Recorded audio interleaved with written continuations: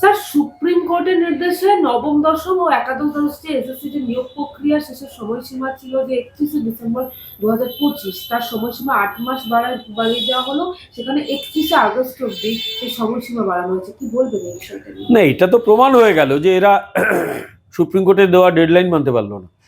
আর supreme court মানবিক কারণে এটা বাড়িয়ে দিয়েছেন। তার কারণ সুপ্রিম কোর্টও চাইছেন যারা যোগ্য তারা চাকরিটা পাক, যারা অযোগ্য তারা প্যানেল থেকে বাদ যাক। কোর্টের রায়ই সেটা রয়েছে। সুপ্রিম কোর্ট 31শে ডিসেম্বরের মধ্যে টাইম দিয়েছিল, বলেছিল আমরা করে দেবো, করতে পারলো না। এই লজ্জাটা রাখবে কোথায় এরা? প্রশাসনিক ব্যর্থতা রয়েছে, এরা প্রশাসন চালাতে জানেন, এটা প্রমাণ হয়ে যাচ্ছে। আমি তো বারবার বলি এরা প্রশাসন চালাতে জানে, এরা জমিদারি চালায়, এবং সেই জমিদারি এরা ওই যে আগেকার জমিদাররা যা করতো এরা তাই করে। ফলে এরা যে ব্যর্থ হবে সবাই জানতো।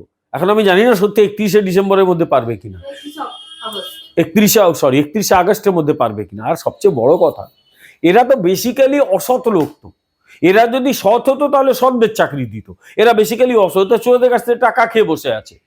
যখন এরা ইয়েগুলো দেবে, চাকরিগুলো দেবে, নিয়োগগুলো করবে, তারপর যারা টাকা পয়সা খরচ করেছিল, 8 লক্ষ টাকা দিয়েছিল, 15 লক্ষ টাকা দিয়েছিল, তারা তো বাড়ি গিয়ে চড়াও হবে, কলার ধরে বলবে ফেল আমার টাকা সুদ সমেত। এই তো ভয় পাচ্ছে। ফলে এরা ভাবছে যে 2026-এ ক্ষমতায় আসবে, তারপর এসব করে দেবে। আমি পরিষ্কার বলে দিই, 2026-এ আর ক্ষমতায় আসতে হবে না। তোমাদের 2026-এ বিদায় ঘন্টা বেঁচে গেছে, তোমাদের হারতেই হবে।